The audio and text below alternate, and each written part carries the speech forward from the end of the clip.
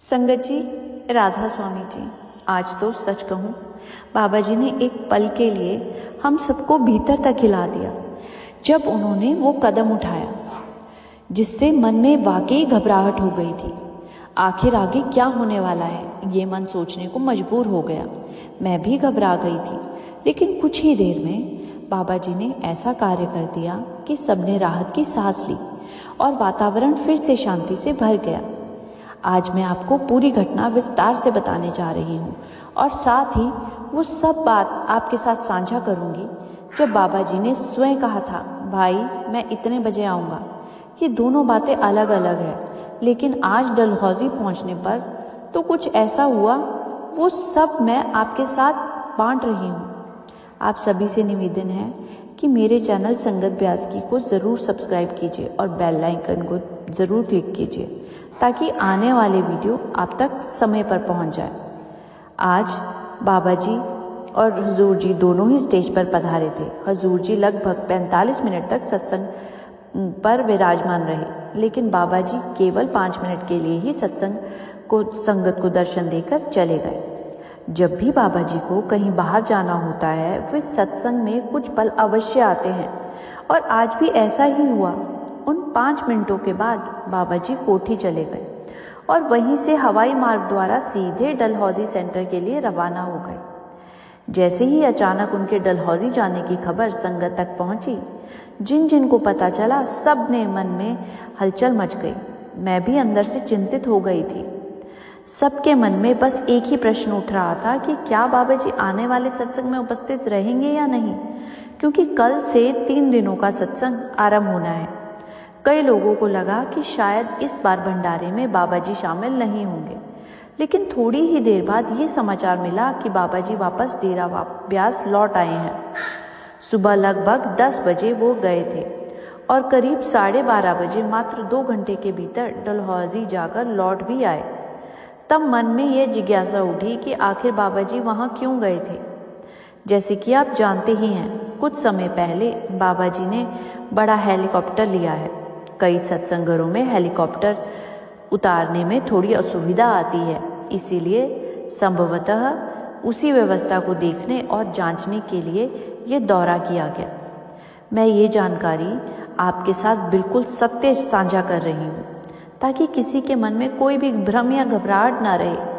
मसूरी वाला सेंटर भी उन्हीं स्थानों में शामिल है जहाँ हेलीकॉप्टर उतारने को लेकर पहले भी परीक्षण किया गया है। कुछ दिन पहले वहां ट्रायल किया गया था कि हेलीकॉप्टर सुरक्षित उतर सकता है या नहीं।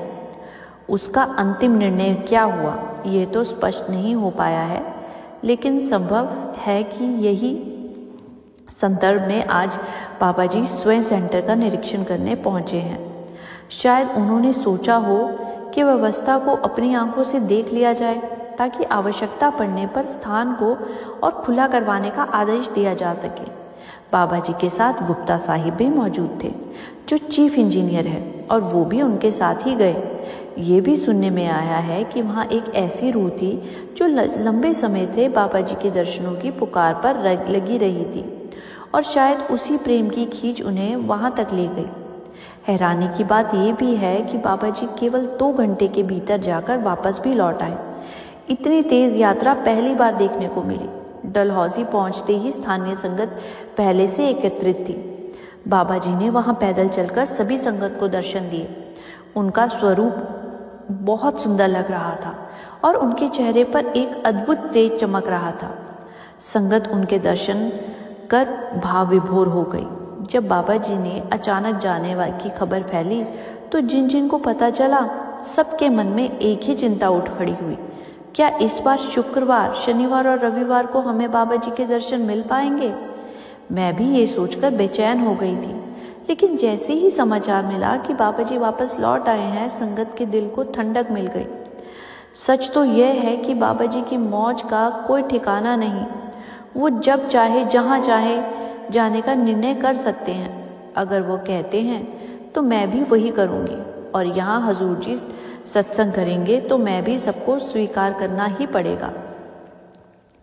पर जब संगत सत्संग में आती है तो उनके हृदय में एक ही अभिलाषा होती है, बाबा जी के दर्शन हो जाएं। उनके दर्शन होना ये भी मालिक की मेर और सौभाग्य की निशानी है। संतों के बाहरी दर्शन का महत्व क्या है, ये शब्दों में समझाना आसान नहीं है। कहा जाता है कि संत के सच्चे दर्शन का फल 68 तीर्थों के बराबर होता है। लोग तो 68 तीर्थों की यात्रा के लिए पूरा जीवन लगा देते हैं, और हमें यदि पूर्ण गुरु के दर्शन एक बार हो जाए तो ये कितनी बड़ी कृपा होगी। संत महात्माओं के बारे में अलग अलग मत सुनने को मिलते हैं। कोई कहता है शिव जी से आगे कुछ नहीं, कोई कहता है राम जी से सर्वोपरि कोई नहीं, लेकिन वाणी स्पष्ट कहती है, एका माई जुगत पिया वियाई तिन चेले परवान, अर्थात एक ही शक्ति से तीनों ब्रह्मा विष्णु और महेश प्रकट हुए हैं। उनकी जननी उस एक मूल शक्ति को कहा गया है। इन बातों को समझते हुए मन विनम्र हो जाता है और महसूस होता है कि सच्चे गुरु के दर्शन वास्तव में असीम कृपा का प्रतीक है। कहा जाता है कि ये सब माया का ही खेल है और तीनों लोगों के स्वभावी भी उसी व्यवस्था के अधीन है। जो शक्ति इन सबसे ऊपर है उसे अकाल पुरुष कहा जाता है। कुछ लोग इन्हें काल भगवान भी कहते हैं, और जो उनसे भी परे है उसे दयाल कहा जाता है।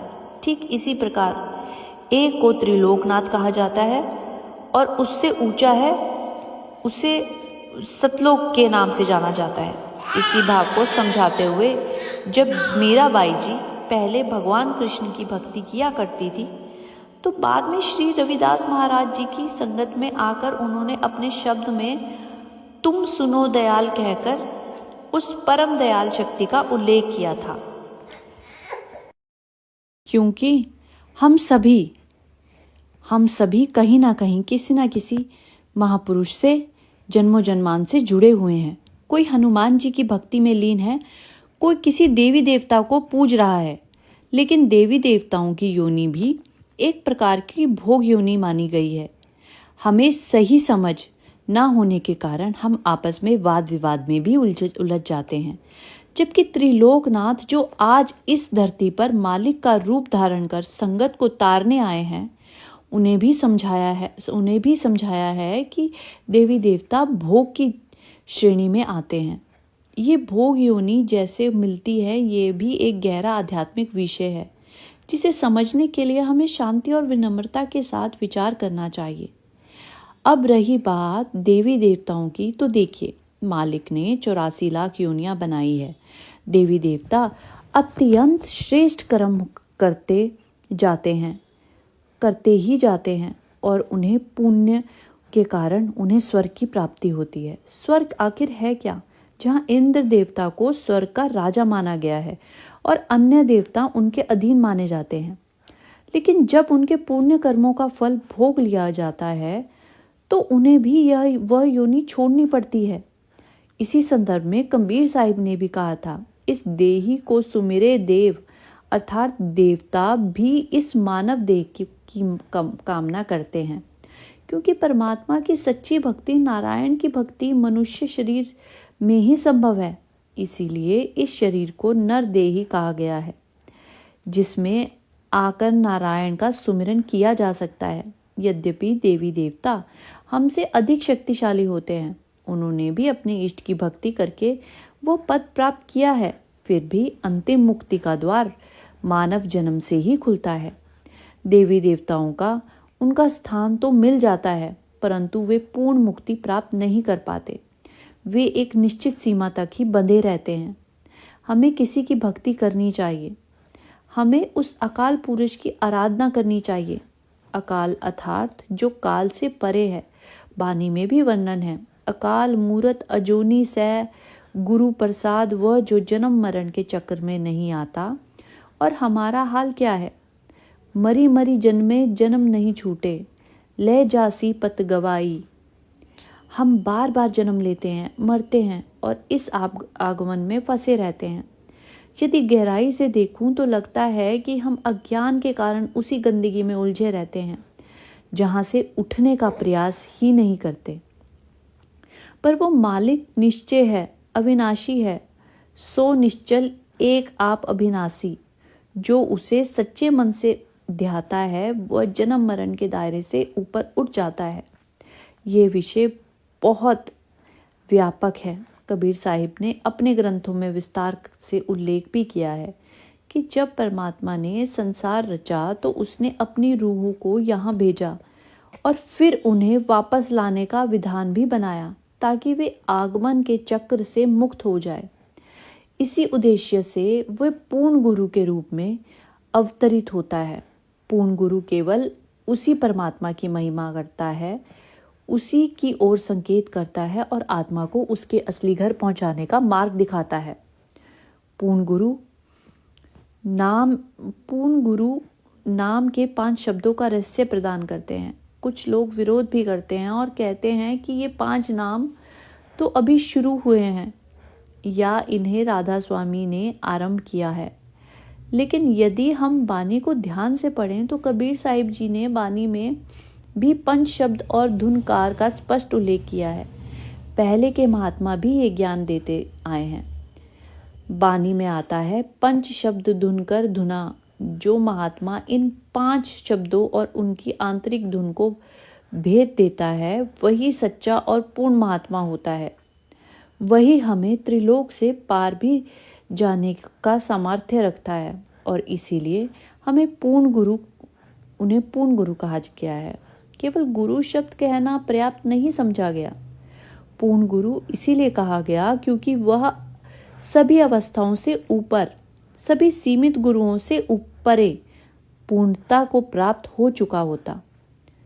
उसकी भक्ति संपूर्ण हो चुकी होती, उसका मिलाप मालिक से हो चुका होता, वह मालिक में लीन हो चुका होता। फिर भी हमारे मन में भ्रम इसीलिए पैदा होता है क्योंकि वो हमारे जैसे ही जन्म लेता है, हमारे जैसे ही खाता पीता बोलता और चलता दिखाई देता है। हमें लगता है कि वह भी साधारण मनुष्य जैसा ही है, परंतु वह अपना वास्तविक भेद उसी को समझाता है जिसे वह योग्य समझता है। तभी आत्मा को भीतर से अनुभव होता है, हाँ यह सचमुच पूर्ण गुरु है, वास्तव में वही मालिक है, वही परमात्मा स्वरूप है। परंतु संसार तो दूर, कई बार जो उनके पास आकर नाम ले चुके होते हैं, सत्संगी बन चुके होते हैं, वो भी इस भ्रम में पूरी तरह बाहर नहीं निकल पाते। यह मार्ग अत्यंत सूक्ष्म और पेचीदा है। वह नाम भी ले देते हैं, सत्संग में भी जोड़ लेते हैं, मनुष्य जन्म भी ले लेते हैं और नामदान तो स्वयं में अनमोल दौलत है। लेकिन उस नाम के प्रति अटूट विश्वास हो जाना, मन में कोई संदेह न उठाना, यह उनकी विशेष कृपा से ही संभव हो पाता है। जब वह साधक को इस अवस्था तक पहुंचा देते हैं ना, तब भीतर वीर्य जागती है। तब समझ लेना चाहिए कि परमात्मा की सच्ची दया हुई है। अन्यथा लोग आते हैं, सेवा भी करते हैं, पर जिस अवस्था में मन को संतोष मिल जाता है वही ठहर जाते हैं।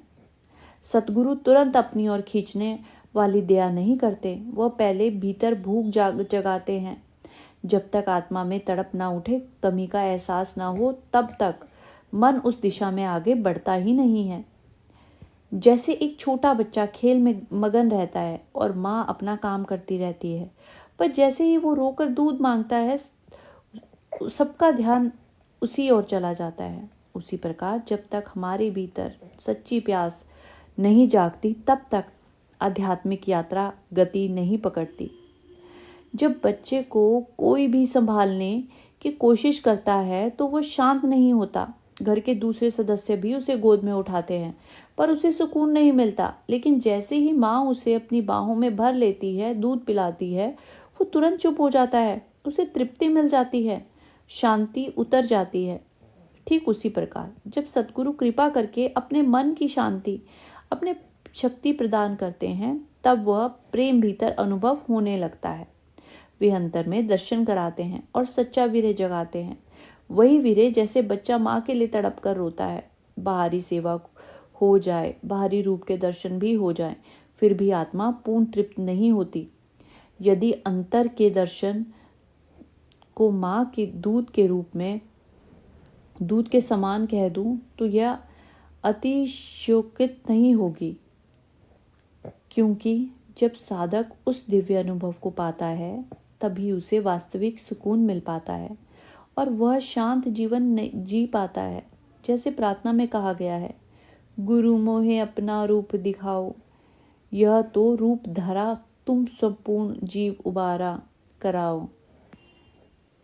जब तक वह निरंकार सत्ता संपूर्ण गुरु धारण नहीं करता, अर्थात गुणों और रूप में प्रकट नहीं होता, तब तक जीव का कल्याण कैसे हो सकता है। रूप तुम्हारा अगम अपार सोई अब दर्शाओ, बिन इस रूप काज नहीं होवे, परमात्मा तो निर्गुण है, देव की सीमाओं से परे है। पर जब वही कृपा करके सगुण स्वरूप में प्रकट होते हैं तभी जीव को मार्ग मिलता है। वो परम सत्ता सबसे ऊपर है, इसीलिए उसे निरंकार और निर्गुण कहा गया है। निर्गुण इसीलिए क्योंकि हम मनुष्यों को गुणों के दायरे में बंधे रहते हैं। किसी में अच्छे गुण हैं, किसी में कमजोरियां। हम सब किसी ना किसी गुण के भीतर आ जाते हैं। सगुण स्वरूप भी पूर्ण होता है, पर सगुण का अर्थ है उसमें सर्वोच्च पवित्र गुण प्रकट होते हैं, जबकि परमात्मा निगुण है, वह गुणों से भी परे है। वह किसी गुण की आवश्यकता नहीं है, वह किसी सीमा में बंधती नहीं। उसी सगुण स्वरूप के माध्यम से हम निगुण की भक्ति में प्रवृत्त होते हैं। जब तक हम उनके प्रेम में डूबते नहीं हैं, उनके इश्क में नहीं खो जाते, तब तक भीतर तक अनुभव अद्भुत परिवर्तन घटित होता नहीं, तब तक वो अनुभव नहीं होता। फिर अनुभव होता है आत्ममयी राम, राममयी आत्म, चीनस गुरु विचारा।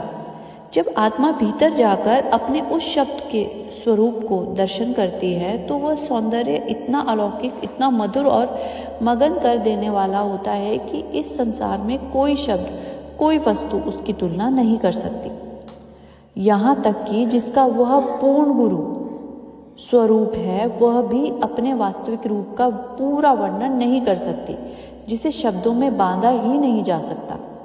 उसे कहाँ कैसे जाए, उसे केवल अनुभव किया जा सकता है, जिया जा सकता है, बयान नहीं किया जा सकता।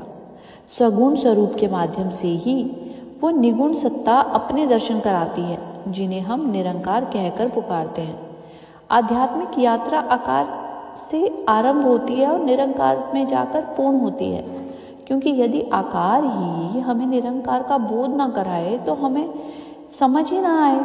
यही आकार हमें मर्यादा सिखाता है, खाना खाना सिखाता है, खाना है या नहीं, मांस नहीं खाना, बुरे कर्मों से बचना है, ये सब सीमाएं वही लगती है। इसीलिए बानी में भी आया है, बंद पाया मेरे सतगुरु पूरे, होई सर्व कल्याण। जब सतगुरु हमें संयम में बांधता है, कुछ कार्यों से रोकता है और मर्यादा में जीवन जीना सिखाता है, तभी हमारा वास्तविक कल्याण होता है। कई लोग कहते हैं कि शरीर गुरु नहीं हो सकता। यह बात एक दृष्टि से नहीं है, पर ज्ञान प्राप्त करने के माध्यम से तो शरीर ही बनता है ना। हम विद्यालय भी शरीर से ही जाते हैं। जब प्रथम पातशाह और महापुरुष इस धरती पर आए, उन्होंने भी देह धारण की, तभी तो ग्रंथ और पोथियां लिखी गई। यदि वे शरीर ही ना धारण करते तो ये पवित्र बानियां कैसे लिखी जाती। कोई भी रचना अपने आप नहीं बनती, उसके पीछे रचयिता है। इसी कारण ये बातें केवल तर्क से समझ में नहीं आती, इन्हें तो उसकी कृपा से ही जाना जा सकता है। तर्क पर तर्क रख देने से, ज्ञान पर ज्ञान जोड़ लेने से मनुष्य की बुद्धि और उलझ जाती है और फिर वही प्रश्न उठता है, यदि ऐसा है तो फिर वैसा हो सकता है ना। जब समझ उलझने लगती है तब पूर्ण गुरु नाम प्रदान करते हैं। जैसे ही वे नाम देते हैं वो शक्ति हमारे भीतर आकर विराजमान हो जाती है और एक दिव्य खेल आरंभ हो जाता है। मानो वो कह रही हो, अब मैं तेरे भीतर बैठ गई हूँ, यदि खोज सकती है तो खोज लो। इसीलिए कबीर साहिब ने भी कहा है, तिल में तेल है चकमक में आग, प्रियतम तेरा प्रियतम तुझ में, जाग सके तो जाग। वह तो हमारे ही भीतर है ना। यदि साहस है तो उसे जगा लो, यदि पकड़ सकते हो तो उसे थाम लो। इसीलिए हेतु वह साकार रूप से आकर मर्यादा भी लगाती है। हम कई बार सोचते हैं कि ग्रंथों को माथा टेक लेंगे, बाहर प्रणाम कर लेंगे, फिर गुरु की क्या आवश्यकता है। परंतु जब भक्ति मन के अधीन होती है तब वह मन की सीमाओं में ही बंधी रहती है। जब भक्ति केवल मन के अधीन होकर की जाती है ना, तब उस पर कोई मर्यादा नहीं होती। जैसे मन चाहता है वैसे ही पूजा हम कर लेते हैं, हमें रोकने वाला कोई नहीं होता। इसीलिए हम समझ बैठते हैं कि यही सच्ची भक्ति है। परंतु वह तो मन की भक्ति है ना, और मन की भक्ति हमें नीचे के ही दायरे में रखती है। हम ग्रंथ पढ़ लें, ज्ञान इकट्ठा कर लें, तो भी केवल बुद्धि का विस्तार होता है, मन और फैल जाता है। और जब मन फैलाव में आ जाता है तब सच्ची भक्ति पीछे रह जाती है। इसीलिए वाणी में स्पष्ट कहा गया है, ज्ञान ध्यान धुन जानिए, अकथ कहावे सोई। पहले सही ज्ञान प्राप्त करना है, फिर उस ज्ञान के आधार पर ध्यान की अवस्था में प्रवेश करना है। जब हम प्रतिदिन बंदगी करते हैं, शब्द और नाम की कमाई करते हैं, गुरु की आज्ञा के अनुसार साधना करते हैं, तब ध्यान गहराता है। उसके बाद धुन का अनुभव होता है, वह अनहद नाद जो विभिन्न लोकों में अलग अलग रूप से गुंजित है। हर लोक में उसकी ध्वनि है, और जब साधक पहली बार उस आंतरिक नाद को सुनता है तो उसे अनेक प्रकार की दिव्य ध्वनियाँ अनुभव होती है। यही मार्ग भीतर की यात्रा को आरंभ करता है। जब बाबा जी हुजूर जी नामदान प्रदान कर रहे थे तो वो समझाते हैं कि हम जिस धुन को ध्यान केंद्रित करना है, क्योंकि भीतर अनगिनत प्रकार की ध्वनियाँ गूंज रही है और बिना मार्गदर्शन के हम उसका भेद नहीं जान पाएंगे। इसीलिए कहा गया है, ज्ञान ध्यान धुन जानिए। यहाँ जानना और ज्ञान अलग अलग बात है। ज्ञान का अर्थ है किसी विषय की जानकारी प्राप्त करना, पर जानना का अर्थ है पहचान हो जाना, प्रत्यक्ष अनुभव हो जाना। जब पहचान हो जाती है तब हम कहते हैं कि मैं इसे जानती हूँ। इसी प्रकार जब साधक उस धुन को सच में पहचान लेता है तब आगे कहा जाता है, अकथ कहावे सोई। अर्थात वो अनुभव ऐसा है कि जिसे शब्दों में कहा ही नहीं जा सकता, उसे तोला ही नहीं जा सकता, केवल जिया जा सकता है। इसीलिए निराकार तक पहुँचने के लिए साकार रूप अवश्य होती है। यही वही साकार हमें मार्ग न दिखाए तो हम अज्ञानवश उसकी निंदा भी करते हैं, उल्टा सीधा भी कह देते हैं। उसे कोई अंतर नहीं पड़ता, उसकी अवस्था अलग होती है। एक गुरमुख जन की स्थिति ऐसी होती है कि आप उसकी निंदा करें, अपमान करें, संसार के सामने कुछ भी कहें, फिर भी वह भीतर से अडोल रहती है। यही आध्यात्मिक ऊंचाई है।